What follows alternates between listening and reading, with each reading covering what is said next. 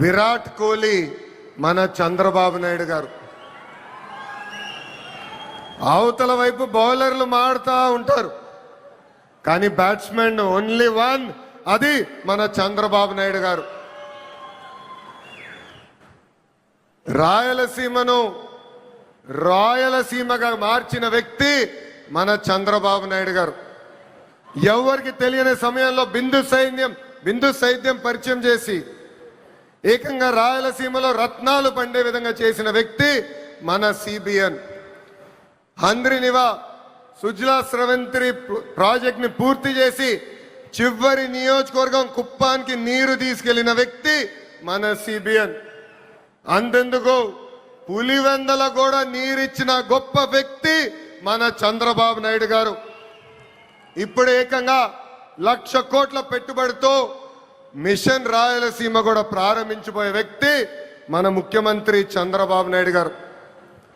2019 నుంచి 24 వరకు గొడ్డలి పార్టీ అరాచక పాలన మనందరం చూసాం. వాళ్ళ చెల్లికి అన్యాయం చేయొద్దని అడిగిన బీసీ బిడ్డ అమర్నాథ్ గౌడ్ పైన పెట్రోల్ పోసి ఎలా తగలబెట్టారో మనం కల్లారా చూసాం. ఒక మాస్క్ అడిగినందుకు ఒక దళిత డాక్టర్ సుబ్రహ్మణ్యాన్ని పిచ్చోడు చేసి ఎలా చంపేశారో ప్రజలందరూ చూశారు. సొంత డ్రైవర్ సుబ్రహ్మణ్యాన్ని ఏకంగా గంజాయి మత్తులో చంపేసిన వాళ్ళ ఎమ్మెల్సీని మనందరం చూసాం. నంద్యాల నియోజకవర్గంలో ఒక మైనారిటీ కుటుంబాన్ని వేధిస్తున్నారు, ఈ వేధింపులు మేము తట్టుకోలేమని ఆత్మహత్య చేసుకునే పరిస్థితి మనందరం చూసాం. వైకాపా నాయకుల కూతురు కన్నా వాళ్ళ కూతురికి ఎక్కువ మార్కులు వస్తాయని ఆ కుటుంబాన్ని వేధిస్తే ఆ వేధింపులు నేను చూడలేను, తట్టుకోలేనని ఆత్మహత్య చేసుకున్న మిస్బాని మనందరం చూస్తాం కూడా జరిగింది. ఆనాడు అన్నారు తెలుగుదేశం పార్టీ జెండా లేకుండా చేస్తామన్నారు, ప్రజలే ఈరోజు వాళ్ళ జెండా పీకేస్తాం జరిగింది. వై నాట్ 175 అని చెప్తే ఏకంగా టీమ్ 11 ప్రజలు వాళ్ళకి తీర్పిస్తాం కూడా జరిగింది. సిద్ధం అంటే యుద్ధానికి రెడీ అని తీర్పిచ్చింది ఆంధ్ర రాష్ట్ర ప్రజలు. అసెంబ్లీలో అడుగుపెట్టనయ్యో అన్నారు, ఏకంగా ప్యాలెస్ గోడలు బద్దలు కొట్టి చంద్రబాబు నాయుడు గారు ముఖ్యమంత్రి చేసిన ఘనత మా పసుపు సైన్యాన్ని. ఇప్పుడు రపరప్ప అంటున్నారు. రపరప్ప అంటే చూస్తూ మేము ఊరుకోం, ఎర్ర బుక్కు దాని పని చేసుకుంటూ వెళ్తుందని ఈ సభాముఖంగా ఆ కుర్ర బ్యాచ్కి నేను హెచ్చరిక జారీ చేస్తున్నా. ప్రజాప్రభుత్వం 2 ఏళ్ల పాలనలో సుపరిపాలన అందించాం, అన్ని చేశామని కాళ్ళు ఎగరేసుకుని మేము తిరగట్లేదు. కానీ ఎన్ని ఆర్థిక ఇబ్బందులున్నా ఇచ్చిన హామీలకు పద్ధతి ప్రకారం నిలబెట్టుకుంటూ వెళ్తున్నాం. ఎవరు ఊహించిన విధంగా అధికారంలోకి వచ్చిన వెంటనే 4,000 రూపాయలు వృద్ధులకి పెన్షన్ ఇస్తున్నాం. వికలాంగులకి 6,000 రూపాయలు బయటికే పరిమితం అవుతే 15,000 రూపాయలు పెన్షన్ ఇస్తున్న ఏకైక ప్రభుత్వం ఆంధ్ర రాష్ట్రంలో ఉన్న ఎన్డీఏ ప్రభుత్వం. అంతేకాదు మూసేసిన అన్న క్యాంటీన్లు తిరిగి ప్రారంభించాం. డిఎస్సి ద్వారా 16,000 టీచర్ పోస్టులు భర్తీ చేశాం, 6,000 కానిస్టేబుల్ పోస్టులు భర్తీ చేశాం. ఏకంగా మన జాబ్ క్యాలెండర్ విడుదల చేసి సంవత్సరం పూర్తయ్యే లోపల 10,000 ఉద్యోగాలు కూడా భర్తీ చేసే బాధ్యత ఎన్డీఏ ప్రభుత్వం తీసుకుంటుంది. ఏకంగా చేనేత సోదరులకి హ్యాండ్లూమ్ ఉంటే 200 యూనిట్లు కరెంట్ ఉచితంగా ఇస్తున్నాం, పవర్ లూమ్ ఉంటే 500 యూనిట్లు కరెంట్ ఉచితంగా ఇస్తున్నాం. ఆటో డ్రైవర్ల సేవలో ఆదుకున్నాం, మత్స్యకారుల సేవలో మత్స్యకారులను ఆదుకున్నాం. స్త్రీ శక్తి పేరుతో మహిళలకి బస్సులో ఉచితంగా ప్రయాణించే హక్కు కూడా ప్రజాప్రభుత్వం కల్పించింది. దీపం పథకం ద్వారా ఉచితంగా గ్యాస్ సిలిండర్లు కూడా మా తెలుగింటి ఆడబడుచులకి పంపిస్తాం కూడా జరుగుతుంది. ప్రజాప్రభుత్వం నినాదం ఒకటే, ఒకే రాష్ట్రం ఒకే రాజధాని, కానీ అభివృద్ధి వికేంద్రీకరణ. ఇప్పుడే మాధవ్ గారు చెప్పినట్లు భారతదేశంలో 100 రూపాయలు పెట్టుబడులు వస్తే దాంట్లో 25 రూపాయలు ఆంధ్ర రాష్ట్రాన్ని ఎత్తుకుంటా వస్తుంది. ప్రజలందరూ ఒక్కసారి ఆలోచించాలి. గూగుల్ ఆర్సిలర్ మిత్తల్ ఉత్తరాంధ్రకి తీసుకెళ్ళాం, రాజధాని క్వాంటమ్ కోస్తా ఆంధ్రకి తీసుకొచ్చాం. ఏకంగా ఫైటర్ జెట్లు రాయల్ ఎన్ఫీల్డ్ ఈరోజు రాయలసీమకి తీసుకొచ్చిన ఘనత ఒక ఎన్డీఏ ప్రభుత్వాన్ని. మనది గొడ్డలి, మనది గూగుల్, వాళ్ళది గొడ్డలి. మంది ఫైటర్ జెట్, వాళ్ళది ఫ్యాక్షన్. మంది కియా, వాళ్ళది కిడ్నాప్. మంది క్రెడిబిలిటీ, వాళ్ళది క్రిమినాలిటీ. మంది డెవలప్మెంట్, వాళ్ళది డిస్ట్రక్షన్. మంది బుల్లెట్ అవుతే వాళ్ళది బూతులు. మనం మహిళలకి 33% రిజర్వేషన్ ఇస్తే ఏకంగా తల్లిని చెల్లిని మెడబట్టి బయటికి గంటేసిన చరిత్ర ఆ గొడ్డలి పార్టీది. ప్రజలందరూ ఒక్కసారి ఆలోచించాలి. జగన్ ఆయన పేరులో జీ చూసి జెన్జీ అనుకుంటున్నాడు. జగన్ పేరులో ఉన్న జీ గొడ్డలి. అందుకే ఆ పార్టీకి గొడ్డలి పార్టీ అని ఈరోజు పేరు పెడతాం జరిగింది. జగన్కి సిసిడి జబ్బు ఉందండి. సిసిడి అంటే ఏంటో తెలుసా? క్రెడిట్ చోరీ జబ్బు, క్రెడిట్ చోరీ డిసార్డర్. ఏకంగా పేపర్లో వార్తలు వచ్చినాయి, ఆంధ్ర రాష్ట్రానికి ఆర్సిలర్ మిత్తల్ ప్రాజెక్ట్ వస్తుందని. ఆయన ప్రెస్ మీట్ పెట్టి ప్రాజెక్ట్ రావట్లేదు, పక్క రాష్ట్రానికి వెళ్తుందని చెప్పారు. గౌరవ ముఖ్యమంత్రి గారు, ఉప ముఖ్యమంత్రి గారు ఆ ప్రాజెక్ట్కి శంకుస్థాపన వేస్తే లేదు నేనే ఆ ప్రాజెక్ట్ని తీసుకొచ్చానని ప్రెస్ మీట్లో చెప్పే పరిస్థితి మనందరం చూసాం. ఇంతేకాదు ప్రపంచం మొత్తం తిరిగి పెద్ద ఎత్తున గూగుల్ని మన రాష్ట్రానికి తీసుకొస్తే వాళ్ళు అడ్డుపడ్డారు, కోర్టులో కేసేశారు. కానీ ఇప్పుడు ప్రెస్ ముందరికి వచ్చి మా వల్లనే గూగుల్ ప్రాజెక్ట్ వచ్చిందని చెప్పుకునే పరిస్థితి. ఇంకా కొన్ని సంవత్సరాలు పోతే ఆగస్ట్ 15 నాడు భారతదేశానికి స్వాతంత్రం తీసుకొచ్చింది మా తాత అని చెప్పుకునే పరిస్థితికి సిసిడి జగన్ వస్తారు. జగన్ కొన్ని కంపెనీలు తీసుకొచ్చాడు. ఆ కంపెనీ పేర్లు మనందరం మర్చిపోయాం. ప్రజలందరూ ఒక్కసారి గుర్తు చేయాలనుకుంటున్నా. ఆ కంపెనీ పేర్లు Andhra gold, president medal, gold medal. అలాంటి కంపెనీలు తీసుకొచ్చిన చరిత్ర ఆ పార్టీది. Google, Arcelor Mittal, royal Enfield, fighter jet తయారు చేసిన పరిశ్రమలు తీసుకొచ్చిన చరిత్ర మా ఎన్డీఏ ప్రభుత్వాన్ని. చిన్నప్పుడు 10th క్లాస్ పేపర్ లీక్లో టీచర్లు జగన్ని చితకబాదారంట. అందుకే టీచర్లు చూస్తే ఆయన చాలా కోపం, కక్ష. అధికారంలో ఉన్నప్పుడు మద్యం షాపుల ముందల కాపులాగా నిలబెట్టారు ఆయన టీచర్ని. ఏకంగా మనం డిఎస్సి విడుదల చేస్తే 226 కేసులు ఆ డిఎస్సి పైన వేశారు. ఎవరు ఊహించిన విధంగా 150 రోజుల్లో 16,347 పోస్టులు భర్తీ చేసిన ఘనత మన ఎన్డీఏ ప్రభుత్వాన్ని. నిన్న ప్రెస్ మీట్ నేను చూసా. జగన్ నన్ను ప్రశ్నించట్లేదు, గౌరవ ముఖ్యమంత్రి చంద్రబాబు నాయుడు గారిని ప్రశ్నించట్లేదు, ఆంధ్ర రాష్ట్ర ప్రభుత్వాన్ని ప్రశ్నించట్లేదు.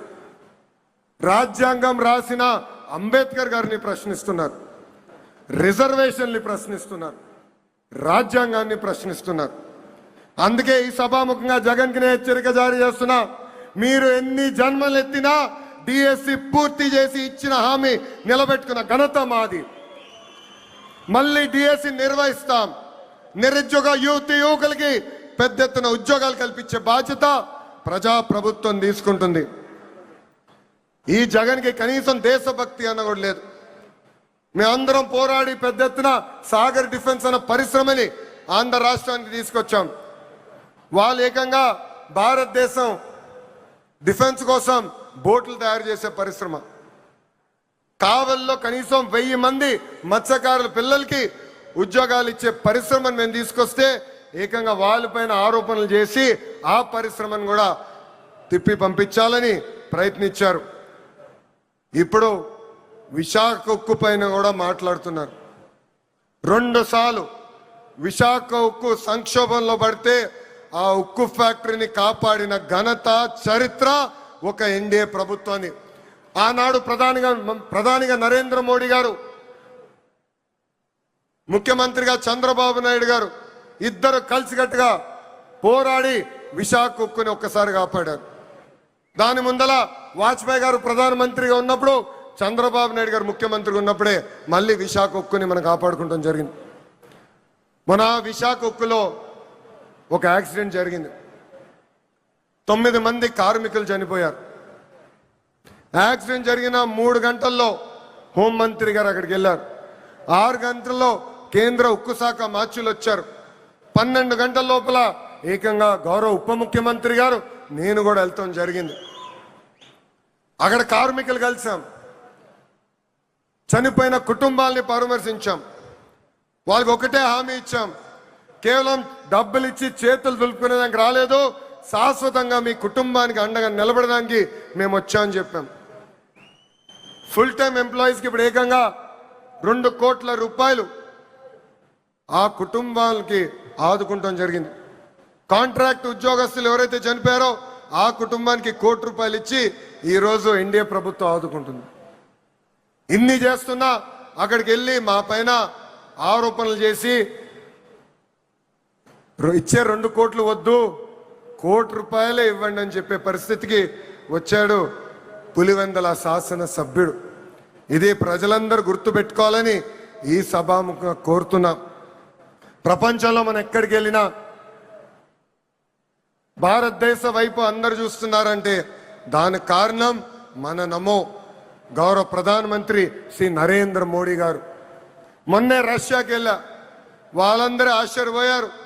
ఇంత సమర్థవంతమైన నాయకత్వం భారతదేశానికి ఎలా వచ్చింది, పొలిటికల్ స్టెబిలిటీ భారతదేశానికి ఎలా వచ్చిందంటే కేవలం ఒక్క వ్యక్తి, అది మన నమో వల్లనే వచ్చిందని వాళ్ళు చెప్తాం జరిగింది. ఇతర రాష్ట్రాల్లో నమో అంటే నరేంద్ర మోడీ గారు, కానీ ఆంధ్ర రాష్ట్రంలో నమో అంటే నాయుడుజీ మోడీజీ గారి అద్భుతమైన జోడి.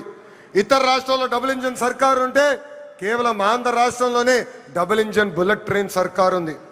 ఈరోజు ఈ డబుల్ ఇంజన్ బుల్లెట్ ట్రైన్ సర్కారు వల్లనే మనం విశాఖ ఉక్కుని కాపాడుకున్నాం, అమరావతి పోలవరానికి కావాల్సిన నిధులు తీసుకొచ్చాం, ఎప్పుడో రావాల్సిన ఏకంగా విశాఖ రైల్వే జోన్ కూడా మనం తీసుకొస్తాం జరిగింది. ఇంతేకాదు ఫైటర్ జెట్ ఆమ్కా ప్రాజెక్ట్ ని తీసుకొచ్చాం.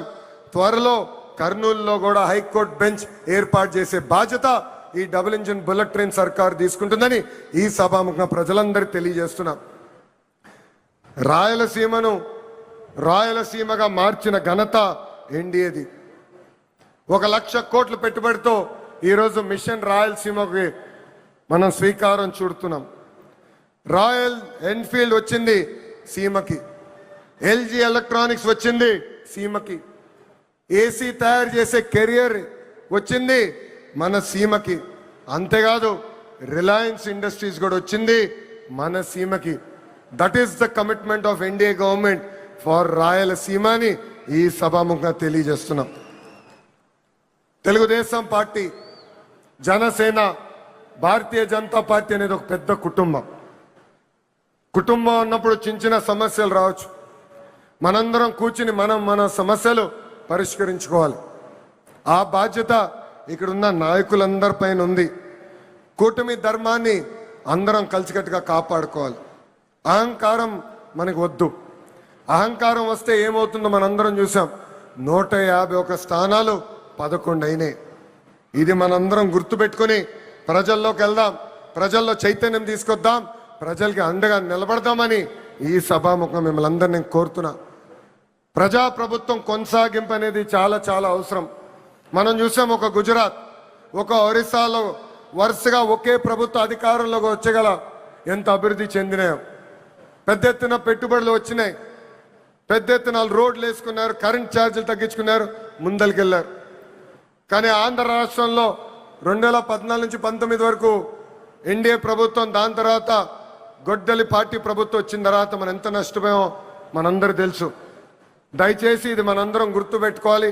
ప్రభుత్వం కొనసాగింపు అనేది ఎందుకు అవసరమో ప్రజలందరి దగ్గరికి వెళ్ళి చెప్పాలని ఇక్కడున్న కార్యకర్తలందరినీ నేను కోరుకుంటున్నాను. నేను ఫైనల్గా చెప్పేది ఒకటే, ఎన్డీఏతో వికాసం, గొడ్డలి పార్టీతో విధ్వంసం. గొడ్డలి పార్టీ రాష్ట్రానికి హానికరమని మనం తొక్కిన ప్రతి గడపకి చెప్పాలని ఈ సభాముఖం మిమ్మల్ని అందరినీ కోరుకుంటూ, నాకింత అద్భుతమైన అవకాశం ఇచ్చిన ప్రజలందరికీ పేరు పేరున నా హృదయపూర్వక ధన్యవాదాలు తెలుపుకుంటూ మీ అందరి దగ్గర నుంచి సెలవు తీసుకుంటున్నాను.